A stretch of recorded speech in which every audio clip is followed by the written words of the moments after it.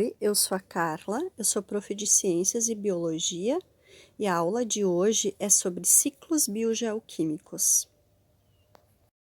Muitos elementos químicos existentes na natureza, como o carbono, o nitrogênio, o oxigênio e o fósforo, circulam entre os seres vivos e as outras partes do planeta, como a atmosfera, a hidrosfera e a litosfera. Dessa maneira, constituem os ciclos biogeoquímicos. Nesse vídeo, vamos estudar os ciclos da água, do carbono, do nitrogênio, do oxigênio e do fósforo. A água, na forma de seus três estados físicos, sólido, líquido e gasoso, participa de um movimento cíclico. Nesse ciclo, a água dos oceanos, dos lagos e dos rios evapora ao ser aquecida, passando à forma gasosa. Nas camadas mais altas da atmosfera, quando a temperatura diminui, o vapor de água condensa-se, formando nuvens, das quais se originam as chuvas que precipitam ou caem sobre o solo. Com as chuvas, a água volta à superfície terrestre.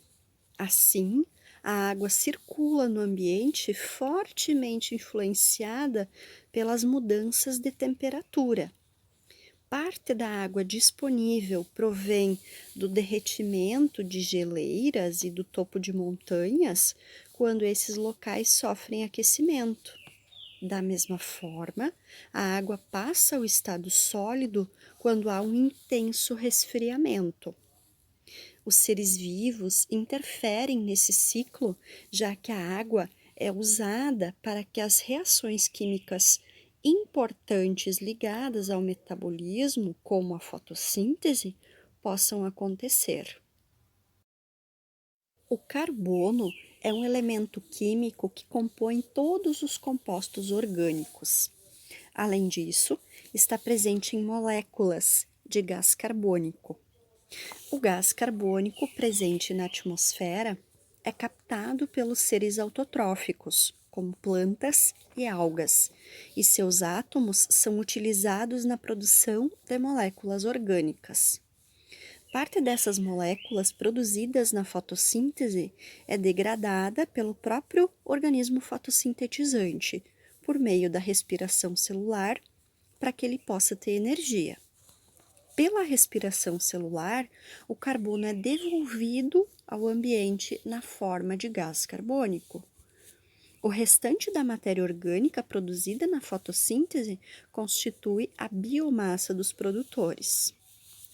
O carbono da biomassa dos produtores pode ter dois destinos. Ele pode ser restituído ao ambiente na forma de gás carbônico, o que ocorre com a morte do produtor e a consequente degradação de sua matéria orgânica pelos decompositores. Ou então, ele pode ser transferido aos animais herbívoros, quando estes se alimentam dos produtores. Nos animais herbívoros, parte do carbono assimilado retorna ao ar na forma de gás carbônico e outra parte constitui a biomassa do herbívoro. Se o herbívoro for comido por um carnívoro, este incorpora parte de sua biomassa. O que não é incorporado é eliminado como fezes e sofre a ação dos decompositores, como fungos e bactérias. Assim, o carbono originalmente captado na fotossíntese vai passando de um nível trófico a outro e, ao mesmo tempo, retornando à atmosfera por meio da respiração e da ação dos decompositores, que atuam, então, em todos os níveis tróficos seguintes. É importante destacar ainda que nos últimos anos os seres humanos têm contribuído para o aumento dos níveis de gás carbônico na atmosfera. Atividades como o desmatamento e a utilização de combustíveis fósseis têm garantido um aumento significativo desse gás na atmosfera. E com isso tem acontecido a intensificação do efeito estufa. O maior reservatório de nitrogênio do planeta é a atmosfera, onde esse elemento químico se encontra na forma de gás nitrogênio, perfazendo cerca de 78% do volume de todo o ar atmosférico. A grande maioria dos seres vivos não consegue utilizar o gás nitrogênio diretamente. Isso é feito apenas por bactérias especiais, as bactérias fixadoras de nitrogênio, que são capazes de incorporar átomos de gás nitrogênio às suas moléculas orgânicas. Algumas bactérias fixadoras de nitrogênio têm vida livre, enquanto outras vivem associadas a raízes de plantas, onde formam nódulos. Bactérias do gênero Rhizobium, por exemplo, se associam às raízes de plantas leguminosas, como é o caso do feijão, da soja, da ervilha, fixando o nitrogênio necessário para o bom desenvolvimento das plantas. Ao morrerem e se decomporem, as plantas leguminosas liberam, em forma de amônia, o nitrogênio de suas moléculas orgânicas, fertilizando o solo. Algumas plantas conseguem aproveitar diretamente a amônia, mas o composto nitrogenado mais empregado pelos vegetais é o nitrato. A formação de nitratos, chamada de nitrificação, ocorre pela ação conjunta de bactérias nitrificantes. As bactérias do gênero Nitrosomonas transformam amônia em nitrito e as do gênero Nitrobacter convertem nitrito em nitrato. As plantas utilizam o nitrogênio dos nitratos na produção das proteínas e dos ácidos nucleicos. Quando as plantas são comidas pelos herbívoros, as substâncias nitrogenadas são utilizadas na constituição de moléculas desses animais. O mesmo ocorre nos demais níveis tróficos. A degradação de proteínas e ácidos nucleicos no metabolismo animal produz compostos nitrogenados, como por exemplo a amônia, a ureia e o ácido úrico, que são eliminados no ambiente.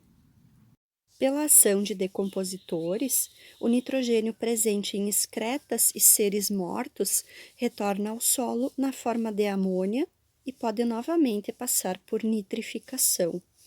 Enquanto parte dos compostos nitrogenados sofre nitrificação, outra parte sofre desnitrificação. A desnitrificação é feita por bactérias, as quais liberam gás nitrogênio que retorna à atmosfera. O oxigênio é utilizado e liberado pelos seres vivos em substâncias como o gás oxigênio, o gás carbônico e a água. O gás oxigênio é utilizado na respiração de plantas e animais, processo em que os átomos de oxigênio combinam-se a átomos de hidrogênio, originando moléculas de água. Elas são usadas na produção de diversas substâncias, das quais os átomos de oxigênio fazem parte. O gás carbônico atmosférico é usado na fotossíntese, quando os átomos de oxigênio passam a fazer parte da matéria orgânica das plantas. Átomos de oxigênio são restituídos à atmosfera como moléculas de água e gás carbônico pela respiração celular e pela decomposição da matéria orgânica. É importante ressaltar ainda que o oxigênio, sob a ação dos raios ultravioleta do Sol, dá origem ao gás ozônio, que forma a camada de ozônio. Essa camada diminui a incidência da radiação ultravioleta no planeta, funcionando como um verdadeiro filtro protetor. O fósforo, encontrado na forma de fosfato, é importante por compor o material hereditário e as moléculas energéticas de ATP. O fosfato, muito presente nas rochas, que por intemperismo passam ao solo, pode ser incorporado pelas plantas e depois repassado aos seus consumidores, ou então carregado até os rios, oceanos e lagos. Em ambientes aquáticos, o fósforo pode ser aproveitado pelos seres vivos ali existentes ou sedimentar-se e ser incorporado às rochas em formação. Quando são aproveitados pelos seres vivos, podem retornar à natureza durante a decomposição da matéria orgânica. E aí, pessoal, anotaram tudo? Ficou alguma dúvida? Deixa aqui teu comentário. Gostou da aula? Então dá um like, se inscreve no canal e me segue nas redes sociais. Até mais!